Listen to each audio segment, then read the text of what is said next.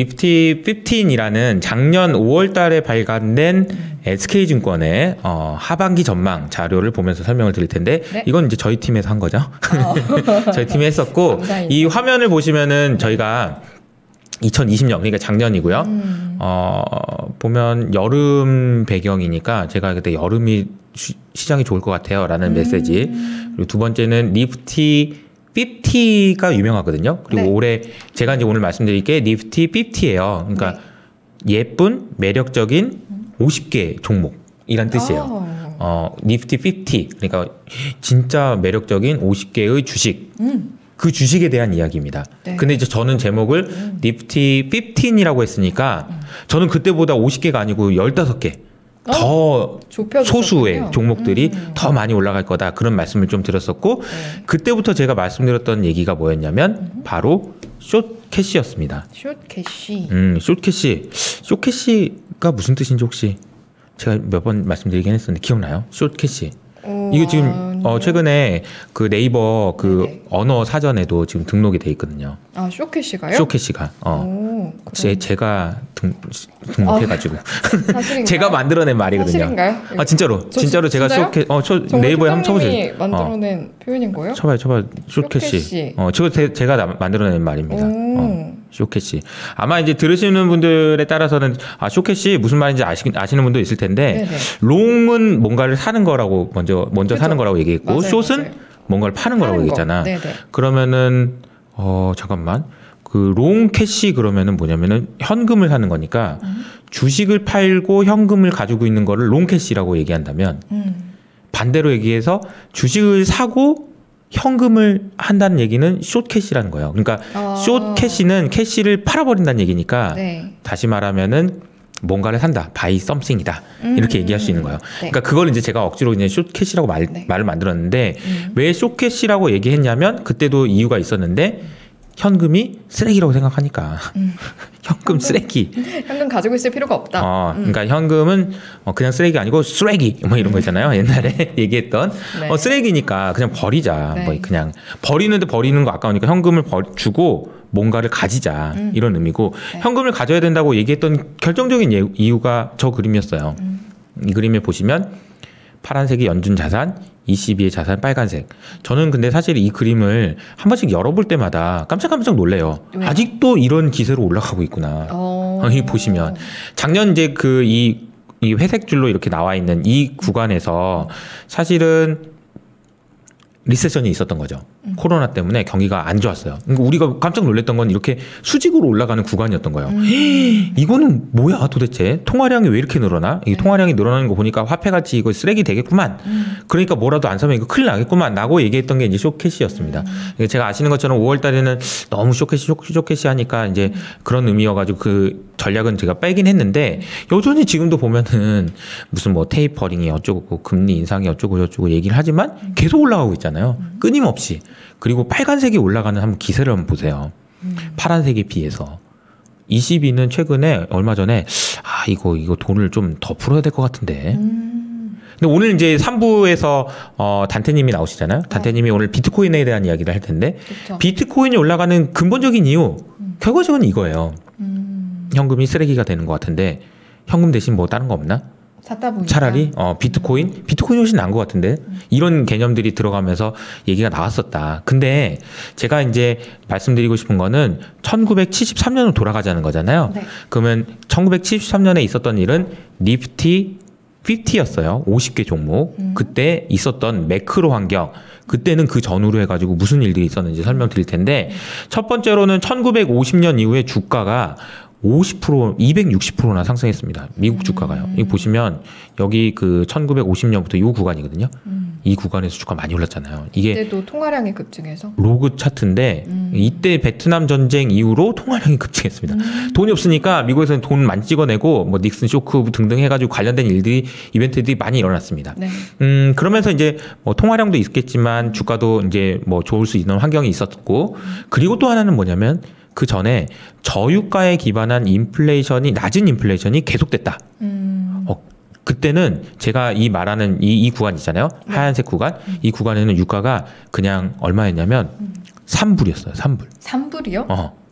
계속 3불. 우와. 그러니까 유가가 너무 낮고 인플레이션도 낮고 그러니까 뭐 통화량도 계속 늘어나고 그냥 뭐 가격은 계속 올라가고 주가는 이게 지금 보면은 얼마 전까지 우리가 봤던 그런 상황이고 주가가 이미 너무 많이 올랐는데 이거 어떻게 하지? 그러다 보니까 소수의 몇몇 종목들만 정말 미친 듯이 올라가는 현상이 생겼는데 정말 미친 듯이 미친 듯이 올랐을 때 그때 당시 니프티 50개 종목이 이런 종목들인데 그 종목들의 별명이 뭐였냐면 인스티튜셔널 달링 그러니까 이제 기관 투자자들의 애인. 정말 제가 생각한 그 달링인가요? 그리고 또 하나는 바이 앤 네버 셀. 계속 모아. 한번 사면 절대 팔지 않아. 이런 주식이 별명이 붙을 정도로 네. 굉장히 그 소수의 종목에 정말 집중적으로 많이 올랐던. 그런데 이게 그러니까 너무 과도할 정도로 많이 올랐죠. 근데 빠진 걸 한번 보면 이제 나중에 이제 1974년에 1972년 말부터 시작해서 한 1년 정도 주가가 급락했는데 그때 빠진 폭을 보면 이게 이제 그 니프티 50 종목이거든요. 코카콜라 56%, 제너럴 모터스 59% 하락이에요. 네. 그리고 뭐 맥도날드 63%, 여기 이제 뭐 월트 디즈니도 있는데 이게 76%입니다. 그리고 이 종목들이 원래의 시장 정도 수준의 밸류에이션까지 올라갔는데 무려 20년이나 걸렸다고 해요. 좀 무섭지 않나요? 네. 지금 우리로 따지면 이런 겁니다. 우리가 제가 계속 말씀드렸던 뭐 네이버니 카카오니 아니면은 빅테크니 아니면 뭐 테슬라니 이런 종목들이 지금 소수의 종목들이 많이 올랐잖아요. 어쨌든 그렇죠. 그 종목들이 많이 빠질 수도 있다. 근데 왜 빠졌을까요? 이때 무슨 일이 있었기 때문에 빠졌을까요? 애초에 밸류에이션이 너무 높게 잡혀. 너무 높아서 밸류에이션이 너무 높았는데 무슨 일이 있었기 때문에 빠졌는데 계기가 있었어요. 계기가 있었어요. 결정적인 뭘까요? 계기. 제가 보기에는 이거였어요. 인플레이션이었습니다. 유가 상승발 인플레이션이 시작되면서 여러 가지 많은 일들이 있었는데 이 지금 보시면 1973년 이 근처에서 3불이었던 유가가 12불까지 올라가죠. 아니 그러면 지금도 마이너스 갔다가 오르고 있잖아요. 그렇죠. 비슷한 거예요? 비슷한 거 수도 있고 아닐 수도 있는데 비슷한 점이나 아닌 점 이런 부분들을 좀 나눠서 말씀을 좀 네. 드려볼게요.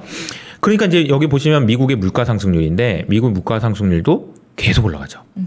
72년, 3년부터 쭉쭉쭉쭉 올라가기 시작해서 76년 뭐 이때까지 올라가네요. 이유는 4차 중동 전쟁 때문이었습니다. 그것 때문이었군요. 73년에 4차 중동 전쟁이 일어났는데 네. 근데 여기서 이제 좀 의아한 게 그럼 왜 1차, 2차, 3차 때는 안 그랬지? 그때는 안 그랬어요? 1차, 2차, 3차 때도 중동에서 전쟁하면서 유가를 올리려는 그런 움직임도 있었지만 실제로는 다 무위에 그치고 유가는 전혀 움직임이 없었어요. 이 그림 보시면 유가는 그냥 계속 3불이었잖아요. 네. 그때 이제 금리는 얼마나 올랐는지를 보면은 이렇게 올랐습니다. 이 당시거든요. 여기서부터 쭉 올랐어요. 16%까지 올랐어요. 네. 그러니까 5%였던 10년물 금리가 16%까지. 그러니까 3배 이상 오른 거고 그러니까 이제 못 견딘 거죠. 밸류에이션이 높은 종목들이 더 이상 못 버티고 순식간에 무너지는 그런 일들이 발생했습니다. 근데 지금 보면은 1980년대부터 금리가 여기까지 올라갔다 40년 내내 낮아지고 지금 이제 유가가 금리가 올라가기 시작한 듯 안 한 듯 뭐 이런 느낌이지만 여기서 만약에 대세 상승이 돼서 이렇게 올라갈 거냐 아니면 여기서 이러고 고만고만 할 거냐 그 싸움에 따라서 좀 달라질 것 같긴 해요. 어쨌든 금리가 지금 이때 올라갔는데 그 이유는 잡지 못한 인플레이션 때문이고 그건 왜 그랬을까 생각해 보면 유가 상승 발이었다는 거죠. 그러면 이 질문이 중요합니다. 왜 4차 중동 전쟁에서만 그랬을까? 1, 2, 3차 때는 왜 안 그랬을까? 뭔가 차이가 있었겠죠? 분명한 차이가 있었는데 네. 그게 뭐냐면은 이 원유 생산량이었어요. 미국의 원유 생산량이 1970년, 71년부터 시작해서 뭐야? 왜 우리나라에서 왜 기름이 안 나냐? 아니 왜 미국입니다. 네. 미국에 왜 기름이 안 나기 전에 이상한데 왜 그러지? 근데 야 기름을 왜 이렇게 많이 쓰냐? 아니 차를 왜 이렇게 사람들이 다 마이카 뭐 해가지고 그렇죠. 차를 많이 타기 시작하고 네. 기름은 안 나고 이상하다 하고 있는데 4차 중동 전쟁이 난 거예요. 그러니까 이제 유가가 급등하기 시작했고 이런 상황이 계속해서 반복이 되다 보니까 이 인플레이션이 올라가는 그런 환경이 지속적으로 일어났던 거죠. 그러니까 결과적으로는 공급의 문제. 그러니까 전쟁 날 때마다 이 기름 없어 난리야 이런 얘기는 있었지만 받쳐주는 수요가 없으면 그게 지속 가능하지 않다라는 얘기를 드리는 거고 그래서 지금부터 중요한 거는 지속적이고 무서운 인플레이션이 결과적으로 올 거냐 이 여부가 상당히 중요하다라는 거고요. 저는 개인적으로 계속 말씀드리지만 지속적이고 무서운 인플레이션이 오기 위해서 필요한 것은 공급 이슈가 아니고 수요 이슈다. 수요. 그러면 수요는 누가 결정하냐? 고용이 결정한다. 그럼 고용 지표 같은 걸 진짜 꼼꼼히. 그렇죠. 그러니까 이제 이게 뭐 지금 우리가 얘기하고 있는 스태그플레이션이라는 말의 의미는 다시 한번 점검을 해보면 경기가 좋아지면 물가는 올라요. 그렇죠. 경기가 좋아지면 경기 좋네? 뭐 물건 좀 더 살까? 이러면서 이제 물건에 대한 수요가 늘어나니까 물가는 오르죠, 당연히. 근데 계속 지속적으로 오를 수 있는지가 되게 중요하다는 거예요. 짜장면 가격으로 비유를 또 하면 짜장면 가격이 10,000원에서 20,000원까지 올라가면 임금도 10,000원에서 20,000원 2배 올라가면 그래 20,000원짜리 그래도 먹어도 되지 이렇게 되지만 임금이 그만큼 못 올라가고 총 수요가 그만큼 늘어나기 어려운 환경이면 20,000원짜리 짜장면은 안 먹는 거예요. 그러니까 스태그플레이션은 물가가 올라가면 경기도 좋아지는 게 일반적인데 물가도 올라가는데 먹고 살긴 너무 힘들어 약간 이런 건가요? 그러니까 물가는 올라가는데 경기가 좋아지는 과정에서 물가가 올라가는 건 오케이. 근데 경기가 이렇게 올라가다가 꺾였어. 그러니까 경기 침체가 왔어. 예를 들어서. 네. 근데도 물가가 계속 올라가고 있어. 그런 일이 발생하면 이거는 진짜 스태그플레이션이고 이건 정말 심각한 문제고 그런 문제가 생겼을 때 1970년대 저렇게 제가 말씀드렸던 그런 무서운 일들이 일어났었던 거죠. 근데 지금 현재 상황에서는 그럴 가능성이 높지 않다라고 보는 게 물론 미국의 GDP 성장률이 3분기 때 성장률이 한 6% 성장하지 않을까? 이렇게 봤던 게 최근에는 1%까지 낮았어요. 추정치가. 네. 그러니까 이제 그게 기대감이 낮아지는 과정에서 야 이런 식으로 낮아지다가 마이너스 가겠다. 이런 전망이 스태그플레이션 되겠다. 이런 전망이었는데 과연 그럴까를 생각을 해보면 여전히 미국의 수요는 강하고 지난번에 한번 와주셔서 말씀해 주셨던 박세익 전무님 말씀 들어보면 네. 그냥 계속 돈을 뿌려주는데 뭐. 야 돈 더 써라. 맞아요. 매출 60억 나는 회사한테 지원금을 주는 게 순이익만큼 주는 게 아니고 그냥 60억 주는데 뭐. 그러니까 수요가 지금 죽질 않는 거예요. 네. 그러니까 지금 여러 가지 문제가 있다라는 건 사실입니다. 여러분들이 언론에서 보셨던 여러 가지 문제가 있다는 건 사실이에요. 그러나 그런 것 때문에 수요가 죽어서 아직 뭐 경기가 다시 꼬꾸라지고 이런 시나리오를 쓰는 거는 좀 무리가 있다라는 말씀을 드리고 네. 그런데 이게 언젠가는 제가 말씀드렸던 뭐 니프티 50가 됐든 어떤 그런 무서운 일들이 일어날 수 있습니다. 그렇죠. 그렇게 안 일어난다라고 보는 거는 이거는 문제가 있는 거예요. 그거는 내가 어떻게 미래를 어떻게 알아 내가 모르는 거죠. 그러나 지금 현재 상황을 놓고 객관적으로 봤을 때 스태그플레이션 그리고 1970년, 73년 뭐 이때와 같은 그런 일들 일어나기는 좀 여전히 어려운 구간이다라는 말씀을 좀 드리고 싶습니다. 네, 적어도 아직은 아니다라는 말씀이셨던 것 같고 그래도 앞으로 계속 체크해봐야 할 어떤 흐름이나 포인트는 좀 짚어주실 것 같으니까요. 아직은 아닌데 그때 무슨 일들이 있었는지 한번 생각해 보니까 네. 저러면은 저럴 수도 있구나라는 걸 알아두시는 거는 상당히 큰 도움이 되죠. 그렇죠.